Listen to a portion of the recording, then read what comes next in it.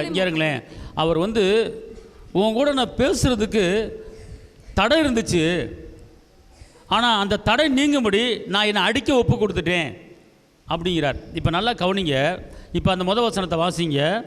இலைப்படைந்தவனுக்கு அதாவது இலைப்படைந்தவனுக்கு நான் நிம்மதி இல்லாதவனுக்கு சமயத்திற்கேற்ற வார்த்தை சொல்ல. இப்போ சமயத்துக்கு ஏற்ற வார்த்தைன்னா இப்போ வந்து ஒவ்வொரு சமயம் இருக்கும். இப்போ பிள்ளைகளை வந்து காலேஜில் சேர்க்கறதுக்கு ஃபீஸ் கட்டணும், அது ஒரு சமயம். சரிங்களா? சரி, பிள்ளையை படித்து முடிச்சிச்சுன்னா அதுகளை திருமணம் முடிச்சு கொடுக்கணும், அது ஒரு சமயம் பார்த்துக்கொள்ளுங்க. அப்புறம் திருமணம் முடிச்சு கொடுத்து அந்த பிள்ளைகளுக்கு குழந்தை இல்லைன்னா அந்த குழந்தைய பார்க்கணும், அது ஒரு சமயம் பார்த்துக்கொள்ளுங்க. இப்படி நம்முடைய வாழ்க்கையில் ஒவ்வொரு சமயங்கள் இருக்கும், ஒவ்வொரு சூழ்நிலைகளும் இருக்கும் பார்த்துக்கொள்ளுங்க. அப்போ சமயத்துக்கேற்ற உனக்கு ரிசல்ட்டு, சமயத்துக்கேற்ற ஆலோசனை, சமயத்துக்கேற்ற வார்த்தையை அவர் கொடுக்கறதுக்கு ரெடியாக இருக்கார். ஓகே, புரியாமா? கொடுக்க ரெடியாக இருக்கார். அப்போ நீங்கள் என்ன செய்யணும்னு கேட்டிங்கன்னா, ஒரு அமைதியின் நேரத்தை ஒன்று ஏற்படுத்தி கொள்ளணும். என்ன நேரம்? அமைதியின் நேரம். நல்லா கர்த்தரை மையப்படுத்திட்டு கர்த்தரை துதிச்சுட்டு ஒரு அமைதி நேரம், அதாவது அந்த நேரம் வந்து ஒரு காமணி நேரம், அமைதி நேரம். அப்படியே அந்த சிந்தையில் எண்ணத்தில் வந்து நீங்கள் என்ன செய்யணும்னு கேட்டிங்கன்னா, யாரை பற்றியும் யோசிக்கக்கூடாது, எதை பற்றியும் யோசிக்கக்கூடாது. உங்கள் மைண்டில் அப்படியே பரிசுத்த ஆவியான அப்படியே ஓடிக்கிட்டே இருக்கணும், இயேசு கண்ணு முன்னால் இருக்கணும். அப்படி இருக்கும்போது உபாகமம் 33:3 மெய்யாகவே அவர் ஜனங்களை சிநேகிக்கிறார், அவருடைய பரிசுத்தவான்கள் எல்லாரும் உம்முடைய கையில் இருக்கிறார்கள், அவர்கள் உம்முடைய பாதத்தில் விழுந்து உம்முடைய வார்த்தைகளினால் போதனை அடைவார்கள். அப்படின்னா என்ன அர்த்தம்னு கேட்டால், அவருடைய வார்த்தையினால் அவரிடத்தில் சில காரியங்களை கற்றுக்கொள்ள முடியும். எப்படி போதனை அடைவார்கள்? என்ன அர்த்தம்? இப்போ நம்ம இப்போ திருப்பி அந்த வசனம் சொல்லுங்கள். அவர்கள் உங்களுடைய பாதத்தில் விழுந்து, அப்புறம் என்ன அர்த்தம்னு கேட்டால், நீங்கள் வந்து அவர் பார்த்து இங்கே இருங்க, நான் நல்லா சொல்கிறேன், நல்லா கவனிங்க. உங்களுக்கு ஒரு காரியத்தில் ரிசல்ட் வரல, ஒரு ஜெபத்துக்கு பதில் வரல, பல போராட்டத்திலேருந்து தப்பிக்க முடியாமல் தவிச்சுக்கிட்டு இருக்கீங்க.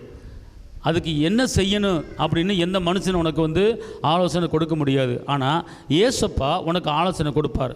அப்போ அந்த ஆலோசனையை பெற்றுக்கொள்வதுக்கு என்ன செய்யணும் கேட்டால், நீங்கள் எனக்கு கல்விமான நாவை கொடுத்து அப்படின்னு சொல்லி ஜெபிச்சுட்டு இந்த உபாகமம் 33:3 வசனத்தை திருப்பி படிங்க. மெய்யாகவே அவர் ஜனங்களை சிநேகிக்கிறார். ஒன்று, அவர் என்ன செய்றாரு? நம்மளை வந்து என்ன செய்றாரு? நேசிக்கிறார். அடுத்து, அவருடைய பரிசுத்தவான்கள் எல்லாரும் உம்முடைய கையில் இருக்கிறார்கள். இப்போ நம்மளாம் யாரு? கையில் இருக்கீங்க. யாருன்னு சொல்றாரு? நம்மளை எல்லாரும் என்ன சொல்றாரு? பரிசுத்தவான்கள் எல்லாரும் அவருடைய. இப்போ நல்லா புரிஞ்சு கொள்ளுங்க. இப்போ நீங்கள் எல்லாருமே நீங்கள் தனிப்பட்ட ஆளு கிடையாது. எப்படி உங்கள் வீட்டுக்குள்ளே நீங்கள் இருக்கிறீங்களோ அதே போல் நீங்கள் எல்லாரும் அவர் கையில் இருக்கிறீங்க. கைத்தட்டி அப்பக்கமே செலுத்துங்க. நீங்கள் எல்லோரும் யார் கையில் இருக்கீங்க? புரியுதா புரியலையா? இப்போ நீங்கள் எல்லோரும் யார் கையில் இருக்கீங்க? அப்போ நீங்கள் சொல்லணும், இயேசுவே நான் உம்முடைய கரத்தில் இருக்கிறேன். ஓகே, உம்முடைய கரத்தில் இருக்கிறேன். அடுத்து என்ன சொல்லுது? அவர்கள் உம்முடைய பாதத்தில் விழுந்து. அப்புறம் அவர் கரத்தில் இருக்கிறத நீங்கள் உணர்ந்து நீங்கள் உங்களை சரணாகதியாக என்ன செஞ்சுன்னு உங்கள் தலை கீழே விழுகிற மாதிரி உங்களை வந்து அர்ப்பணிச்சிடணும். ஹலோ, இயேசுடைய குரலை கேட்குறதுக்கு உண்டான ஒரு சூழ்நிலை சொல்லி கொடுத்துக்கிட்டு இருக்கேன். இயேசுடைய குரல் உங்களுக்கு ஆலோசனை பெற்றுக்கொள்றதுக்கு ஒரு சூழ்நிலை. நீங்கள் என்ன செய்யணும் கேட்டால், அவருடைய ஏசப்பா உங்கள் கரத்தில் என்ன செய்கிறேன்? நான் இருக்கிறேன். இதை நீங்கள் சொல்லணும், வாயை திறந்து சொல்லணும். சொல்லிவிட்டு நீங்கள் என்ன செய்யணும்?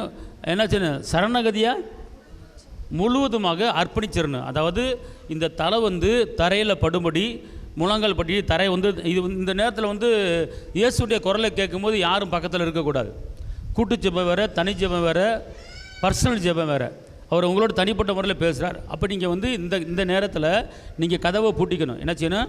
கதவை பூட்டிக்கிட்டு தனியாக உட்காந்து கர்த்தரை மகிமைப்படுத்திட்டு அப்போ அவரோட பேச்சு குரலை கேட்குறதுக்கு என்ன செய்யணும்னு கேட்டிங்கன்னா, துதி பாடலை பாடிட்டு, அப்புறம் ஒரு சில பாடல்களை எப்படிப்பட்ட பாடல் பாருன்னா, பிதாவே ஆராதிக்கின்றேன் உம் சமூகமே என் பாக்கியமே உம்மைத்தான் அப்படின்னு சொல்லி இந்த ஸ்லோ மோஷனில் வர்ற பாட்டு இருக்குது தெரியுமா? அந்த மாதிரி பாடல்களில் ஒரு 7 பாடல்களில் பாடணும். என்ன பாட்டு?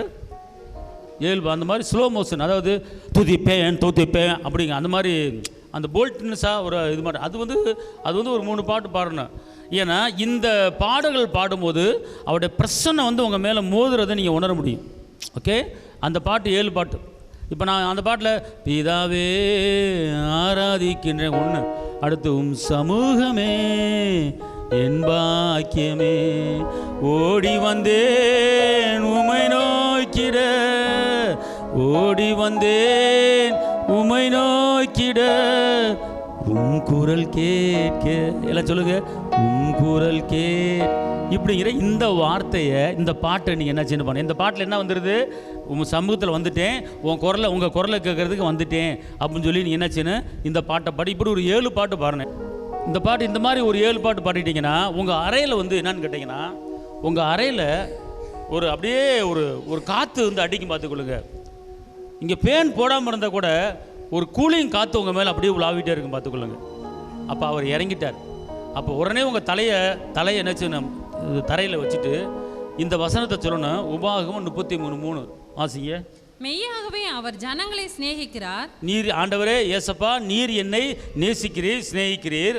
அவருடைய பரிசுத்தவான்கள் எல்லாரும், நான் உம்முடைய பரிசுத்தவான், நான் ரட்சிக்கப்பட்டிருக்கிறேன், நான் உம்முடைய பிள்ளை, பாவத்துக்கு செத்து நீதிக்கு நான் பிழைச்சிருக்கிறேன், அப்பா பிதாவின் கூப்பிடப்படுகிற புத்திர சொன்ன ஆவியை பெற்றிருக்கிறேன் அப்படிங்கிற இந்த வார்த்தையை நான் இப்போ சொல்கிற வார்த்தையை சொல்லணும். சொல்லிட்டு அடுத்து அவருடைய பரிசுத்தவான்கள் எல்லாரும் உம்முடைய கையில் இருக்கிறார்கள். அப்போ இயேசப்பா நான் உம்முடைய கரத்தில் நான் இருக்கிறேன். புரியுதா உங்களுக்கு சொல்கிறதா? இந்த வசனத்தை நோட் பண்ணிக்கொள்ளுங்க. ஏசப்பா குரலை கேட்குறதுக்கு நான் உங்களுடைய கரத்தில் இருக்கிறேன் அப்படின்னு சொல்லிட்டு பணிஞ்சிட்டு என்ன செய்யணும், பரிசுத்தவான்கள் எல்லாரும் உங்களுடைய கையில் இருக்கிறார்கள். அப்புறம் என்ன போட்டிருக்கு, அவர்கள் உம்முடைய பாதத்தில் விழுந்து உம்முடைய வார்த்தைகளினால் போதனை அடைவார்கள். ஆண்டவரே உம்முடைய வார்த்தைகளினாலே நான் என்ன செய்வேன், அப்போனா எனக்கு உம்முடைய வார்த்தையினாலே எனக்கு போதிங்க, உம்முடைய வார்த்தையினாலே எனக்கு நீங்கள் சொல்லிக் கொடுங்க, உங்களுடைய வார்த்தையினால எனக்கு கற்றுக் கொடுங்க அப்படின்னு. இப்போ ஒரு பெரிய பிரச்சனை மாட்டிக்கிட்டீங்கன்னு வச்சுக்கொள்ளுங்களேன், அது பெரிய போராட்டம் இருக்குது, சமாளிக்க முடியல, 2 நாள் அந்த பிரச்சனையை முடிக்கணும் நீங்கள், அல்லது 3 நாள் அந்த பிரச்சனையை முடிக்கணும். ஒரு பெரிய போராட்டத்தில் வந்துட்டீங்க, ஒரு வழியும் தெரில, எங்கிட்டு போனாலும் பிரச்சனை, எங்கிட்டு போனாலும் துக்கம், எங்கிட்டு போனாலும் ஒரு மரண போராட்டம் லெவலில் நீங்கள் இருக்கிறீங்க வச்சுக்கொள்ளுங்களேன். அப்போ நீங்கள் என்ன செய்யணும், இந்த நிலைமைக்கு வந்துடணும், நீங்கள் அப்பாட்ட வந்துடணும். அவர் 7 பாட்டை இந்த மாதிரி பாடிட்டு அப்படியே உங்கள் தலையை மண்ணில் தரையில் படுற மாதிரி பட்டுட்டு குனிஞ்சிட்டு இந்த வேடை சொல்லணும், ஆண்டவரே உங்களுடைய கையில் நான் இருக்கிறேன், இந்த பிள்ளையை சொல்லணும். சொல்லிவிட்டு நீங்கள் அப்படியெல்லாம் சொல்லி முடிச்சுட்டு கடைசியில் ஒரு 10 நிமிடம் அப்படியே நீங்கள் ஒரு அமைதி காக்கணும். ஏசப்பா டைரெக்டாக உங்கள்கிட்ட பேச போகிறார் இந்த வசனத்தை வச்சு. அப்போ என்ன 10 நிமிஷம் அமைதி காக்கணும். அப்போ அமைதி காத்துட்டு அப்படியே நீங்கள் உட்காந்துடணும். இது தியானம் பண்ணுவாங்க தெரியுமா, அந்த மாதிரி, அதாவது தியானம் பண்ணணும். பைபிளில் தியானம் பண்ணணும்னு சொல்லியிருக்கா சொல்லலையா? சங்கீதம் இரவும் பகலும் வேதத்திலே தியானமாக இருக்க மனுஷன் பாக்கியவான். அப்போனா நீ தியானம் பண்ணணும், வசனம் சொல்லணும். அப்போ அந்த நேரத்தில் பார்த்துக்கொள்ளுங்க, திடீரென்று என்னன்னு கேட்டிங்கன்னா, அந்த தியானம் பண்ணும்போது நீங்கள் என்ன செய்யணும், கண்ணை மூடிடணும். தியானம் பண்ண என்ன செய்யணும், கண்ணை மூடிடணும். அந்த கண்ணை மூடும்போது ஒரு சில பேர்த்துக்கு என்னன்னு கேட்டிங்கன்னா, உங்களுடைய அந்த வலது காது இருக்குல்ல, வலது காது, இந்த வலது காதில் ஒரு சத்தம் கேட்கும். ஆனால் நீங்கள் அந்த நேரத்தில் ஃபேனு போடக்கூடாது, வெளியே இருக்கிற சவுண்டு உள்ளே வரக்கூடாது. ஃபேன் போடக்கூடாது, வெளியே இருக்கிற சவுண்டு உள்ளே வரக்கூடாது. அப்போ அந்த மெல்லிய சத்தம் நான் அந்த அனுபவத்தை பெற்றனால உங்களுக்கு சொல்கிறேன், ஒரு மெல்லிய சத்தம் உங்கள் காதில் ஒலிக்கும். அது எந்த காதில் ஒலிக்குன்னு கேட்டால் வலது காதில் அது ஒலிக்கும், இந்த காதில் மட்டும்தான் ஒலிக்கும். அப்போ மகளே, அது சீக்கிரத்தில் நீங்க போகிறது உனக்கு உண்டான லேசான உத்தரவு, அப்படி ஒரு சத்தம் வரும். அப்படி இல்லை அப்படின்னு கேட்டிங்க, அந்த சத்தம் வரல அப்படின்னு கேட்டிங்கன்னா, நீங்கள் அப்படியே கண்ணை மூடிக்கிட்டு அமைதியாக இருக்கும்போது உங்கள் கண்ணு முன்னால் என்ன செய்யும், ஒரு வார்த்தை ஓடும், பயப்படாதே நான் துணை நிற்கிறேன், அப்படி ஒரு வார்த்தை வரும். அது அவர் பேசிட்டாருன்னு அர்த்தம். ஓகே, அடுத்து இதோ உன் வெளிச்சத்தில் ராஜாக்கள் வரப்போகிறாங்க அப்படின்னு ஒரு வார்த்தை பேசும். இப்படி இந்த மாதிரி ஒரு அனுபவம். அப்படி இல்லையா, நீங்கள் அந்த நேரத்தில் டயர்டாகி டக்குன்னு தூங்கிடுவீங்க. தூங்கும்போது சொப்பனத்தில் ஒரு வார்த்தை வரும். ஏன்னா யோவேல சொல்லப்பட்டிருக்கு, நான் தரிசனத்தோடும் சொப்பனத்தோடும் நான் உன்னோடு பேசுவேன். ஓகே, இது வசனம் இருக்குது, அதனால் சொல்கிறேன், எடுக்க வேண்டாம். தரிசனத்தோடும் சொப்பனத்தோடும் பேசுவேன். அப்படின்னா நீங்கள் அவருடைய வார்த்தையை கேட்பதுக்கு ஆவலாக இருக்கணும். அவருடைய வார்த்தையை கேட்பதுக்கு என்ன இருக்கணும், ஆவலாக என்ன செய்யணும், இருக்கணும். இருந்துட்டு அமைதி காக்கும்போது இந்த 3 வழிகளில் கர்த்தர் உங்களோட பேசுவார். எத்தனை வழியில் பேசுவார்? 1, நீங்கள் ஜெபத்தில் இருக்கும்போதே பேசுவார் மெல்லிய சத்தத்தில் வலது காதில்.